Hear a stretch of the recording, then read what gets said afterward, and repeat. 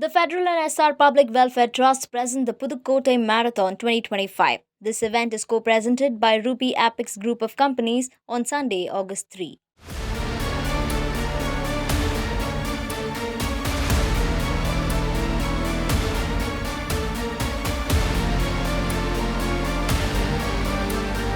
Which one of you imagined that Bhavalpur and Muridke would be brought down the way it was?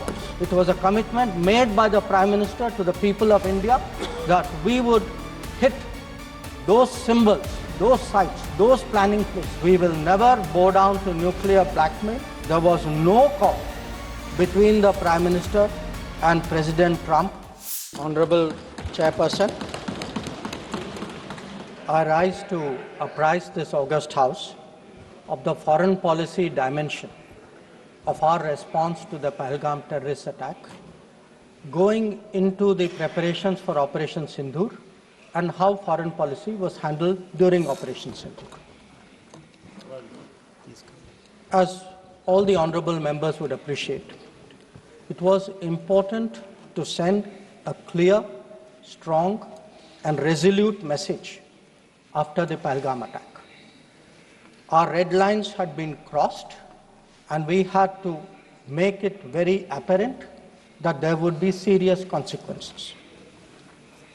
As a result, the first step which was taken was that a meeting of the Cabinet Committee of Security took place on the 23rd of April, and that meeting decided that one, the Indus Waters Treaty of 1960 will be held in abeyance with immediate effect until Pakistan credibly and irrevocably abjures its support for cross-border terrorism. 2. The integrated checkpost Atari would be closed with immediate effect. 3. Pakistani nationals who are traveling under SARC visa exemption scheme will no longer be allowed to do that. 4. The defense, naval and air advisors of the Pakistani High Commission would be declared persona non grata. And 5, the overall strength of the High Commission would be brought down to 30 from the number of 55. It was very clear, Honorable Speaker, sir, that after this first set of steps approved by the Cabinet Committee on Security, that India's response to the Pahalgam attack will not stop there. Our task, from a diplomatic perspective, from a foreign policy approach, was to shape the global understanding of the Pahalgam attack. What we tried to do was to bring out to the international community Pakistan's long-standing use of cross-border terrorism. We highlighted the history of terrorism in Pakistan and how this particular attack was meant to target the economy of Jammu and Kashmir and to sow communal discord among the people of India. Our messages were two. 1, zero tolerance of terrorism, and 2, the right to defend our people against terrorism. So all the interactions we did, the diplomatic briefings, we called all the embassies for briefings. We interacted with the media. All of this was aimed at these two objectives: zero tolerance of terrorism and the right to defend ourselves, right to defend the people of India against cross-border terrorism. Now, the focus for our diplomacy was understandably the UN Security Council. And Honorable Speaker, sir, the challenge for us was that at this particular point, Pakistan is a member of the Security Council. We are not. So we had to achieve our objectives in a Security Council where Pakistan is a member. Now, our goals in the Security Council were two. 1, to get an endorsement from the Security Council of the need for accountability, and 2, to bring to justice those who perpetrated this attack. And I am glad to say, Speaker, sir, and I hope that this is appreciated and recognized by the House. If you look at the Security Council statement of 25 April, the members of the Security Council condemned in the strongest terms the terrorist attack. They affirmed terrorism in all its forms and manifestations constitute one of the most serious threats to international peace and security. And most important, the Council underlined the need to hold the perpetrators, organizers, financiers, and sponsors of this reprehensible act of terrorism accountable and bring them to justice. I highlight this, Speaker, sir, because this statement of the UN Security Council resonated throughout the international community. So when many honorable members asked today, where was the world on Pahalgam? I think the answer is there. The answer is there in a Security Council statement which says hold them accountable, bring them to justice, and that is exactly what we did through Operation Sindoor. Now, I also want, Honorable Speaker, sir, through you, to bring to the attention of the House a very interesting development pertaining to the TRF, the Resistance Front. When the Security Council was debating this on the 25th of April, and TRF had twice claimed responsibility for the Pahalgam attack, Pakistan defended the TRF. Pakistan tried to get any mention of TRF excluded, and in fact the Pakistani Foreign Minister told his parliament that this is a great diplomatic achievement. Now, I mention it because today, again, thanks to our diplomacy, the TRF has been designated as a global terrorist organization by the US government, and the same Pakistani Foreign Minister who took so much pride saying, I defended the TRF, says, well, now if the US has done this, we accept it. So that is where the Security Council issue stood. If I could then, sir, move on to the diplomacy from 25th of April till the commencement of Operation Sindoor. During this period, there were obviously a number of phone calls, a number of conversations. At my level, there were 27 calls. At Prime Minister, I think almost 20 calls. About 35, 40 letters of support came in. And what we tried to do was to create a narrative, prepare the diplomacy for the launch of Operation Sindoor. And the result of that diplomacy, Honorable Speaker, sir, there are 193 nations of the members of the United Nations. 193. Only 3, apart from Pakistan, opposed Operation Sindoor. Only 3. If you look through this period, and I would be very happy to share with the House the exact positions of various governments, overwhelmingly, there was recognition that terrorism is unacceptable, that a country which has been attacked has a right to defend itself, and that India was doing exactly that. Now, when Operation Sindoor was launched, we spelled out our objectives. There was a statement, Honorable Raksha Mantri ji referred to it in his statement, where we put out for the benefit of our own people, for the international community, that Operation Sindoor was hitting the terrorist infrastructure in Pakistan and Pakistan-occupied Jammu and Kashmir, from where terrorist attacks had been planned and launched. We highlighted that 9 sites had been targeted, and we said that our actions are focused, measured, and non-escalatory in nature. And we were living up to the commitment that those responsible for this attack will be held accountable. This was the commitment which was endorsed by the UN Security Council, thanks to our diplomacy. It was a commitment made by the Prime Minister to the people of India that we would hit those symbols, those sites, those planning places.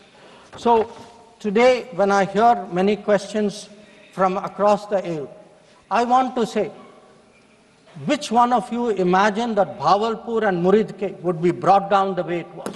Which one of you thought? When did you even think of it during your tenure? Did it even cross your mind? In fact, on the contrary, you ruled it out after 26/11. So I think our objectives were very clear. We wanted to send a message to the terrorists. We wanted to send a message to Pakistan that do not continue this support for terrorism. And I think on the morning of 7th of May, that message went home loud and clear. Now, sir, during this period, there was, when the operations were on, when the conflict, when the activities were on, operation is still continuing. A number of countries, number of their leaders, ministers, others called up. And they called up because people wanted to know what is happening. People wanted to know what is the thinking of India. People wanted to understand what we are doing. And I would like to share with the House, sir, through you, to everybody, we gave a common message. The common message was India is exercising its right to defend itself against terrorism. Number two, the targets which were hit on the 7th of May are known terrorist headquarters and infrastructure. Number three, there will be no mediation. Anything between us and Pakistan is bilateral. Number four, we will never bow down to nuclear blackmail. Number five, we are responding to Pakistani military attacks because after Operation Sindoor was launched, they had started targeting our military facilities. And we will continue to hit the Pakistani military. If the fighting is to stop, Pakistan must request it. And that request must come through the designated channel of DGMOs. This was a common message that we had given to many people who had called us during that period. Our position was very, very clear in how we were approaching the progress of Operation Sindoor. Now, sir, many members asked, some out of genuine curiosity, some perhaps less, what was the international support? How much international understanding was there of India's position? I would like to share with you a sample. So let me start with countries who are known to be partners of India. Quad. Quad gave a statement which says, the Quad unequivocally condemns all acts of terrorism and violent extremism in all its forms and manifestations, including cross-border terrorism. We condemn in strongest terms the terrorist attacks in Pahalgam on 22 April and call for perpetrators, organizers and financiers of this reprehensible act to be brought to justice without any delay. Now, sir, this is the Quad. Now, let us look at a different grouping, BRICS. Now, BRICS has China as a member, Russia as a member, it has Iran as a member, Brazil, South Africa, Egypt. BRICS also condemned the April 22 attack. It reaffirmed its commitment to combating terrorism, again including cross-border terrorism. Now, I would like members of this House to understand, if India is attacked, if there is a terrorist attack on India and a country says we condemn cross-border terrorism, I think it is obvious to everybody what that cross-border terrorism is. So, I then move on, sir, to the Central Asia. The Central Asian countries opposed providing safe haven using terrorist proxies for cross-border terrorism, for terror financing. Now, I can cite statements from the Indian Ocean Rim Association, from individual countries, range of them. President Putin, for example, has said, he wrote to our president and said this brutal crime has no justification whatsoever and its perpetrators will face a deserved punishment. The President of Paraguay has said that he expresses solidarity and recognized India's legitimate right to self-defense. So the main point, the common thread, sir, which I would like to bring out is that number one, cross-border terrorism across the board has been recognized, all forms and manifestations, opposition to condemnation of Pahalgam terrorist attack, and the right of India to bring people to justice. Now, sir, in addition to that, I would particularly like to mention 2 or 3 other developments. One, the American designation of TRF. On the 17th of July, the Department of State designated TRF as a foreign terrorist organization and especially designated global terrorist. Now, this comes in the wake of the extradition of tahawwur Rana, who was involved in the 26/11 attack. And when people ask today, how successful is your foreign policy? Where is your diplomacy? I want to say that tahawwur Rana, which many of you tried for so long to get, is finally here because of us. I want to say TRF was designated not because somebody out there made a remark.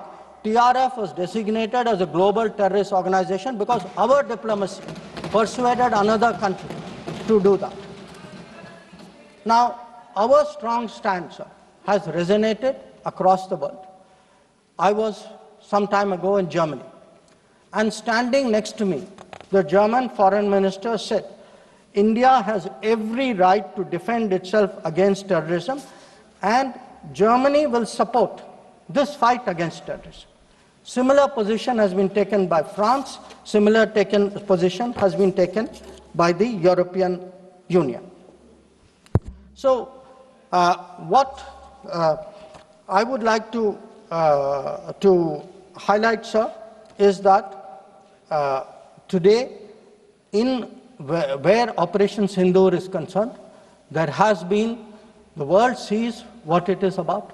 The world realizes this is a fight against terrorism. It is felt that India has acted responsibly but firmly. Now, I would like, sir, to address one particular aspect because some members have brought it up. And this is regarding the US activity during this period.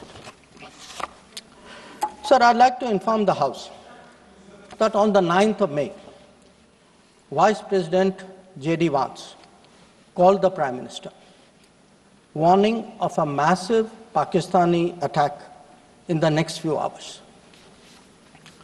Prime Minister, in his response, made it very clear that if such an attack happens, it would meet with an appropriate response from our side. Now, sir, that attack took place and was foiled by our armed forces, and I think the House should collectively appreciate the performance of the armed forces in foiling what was a massive attack on the 9th and 10th of May.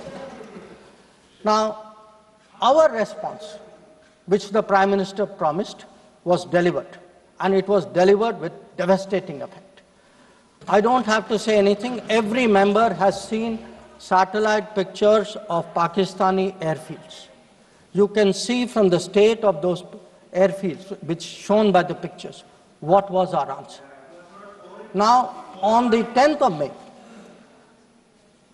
we received phone calls sharing the impression of other countries that Pakistan was ready to cease the fighting. Our position was, if Pakistan was ready, we needed to get this as a request from the Pakistani side through the DGMO channel. That is exactly how that request came. Now, I want to make 2 things very clear, sir. One, at no stage in any conversation with the United States was there any linkage with trade and what was going on. Secondly, there was, please listen. Secondly, there was no call between the Prime Minister and President Trump from the 22nd of April, when President Trump called up to convey his sympathy, and the 17th of June, when he called up Prime Minister in Canada to explain why he could not meet. So I would again, मैं इसको दोहराता हूँ, 22 अप्रैल से 17 जून तक। माननीय अध्यक्ष जी, मेरी एक बात की आपत्ति है, भारत देश का शपथ लिया हुआ विदेश मंत्री यहाँ स्टेटमेंट कर रहा है, उस पर भरोसा नहीं है, उनको किसी और देश पर भरोसा है। मैं समझ सकता हूं उनकी पार्टी में विदेश का महत्व क्या है, मगर इसका मतलब ये तो नहीं है पार्टी की सारी चीजें यहाँ सदन में आकर थोपे। भारत के विदेश मंत्री पर भरोसा नहीं करोगे? ओथ लिया हुआ व्यक्ति यहाँ पर बोल रहा है, ही इज रिस्पॉन्सिबल। माननीय अध्यक्ष जी, इसीलिए ये वहां बैठे हैं और 20 साल तक वहीं बैठने वाले हैं।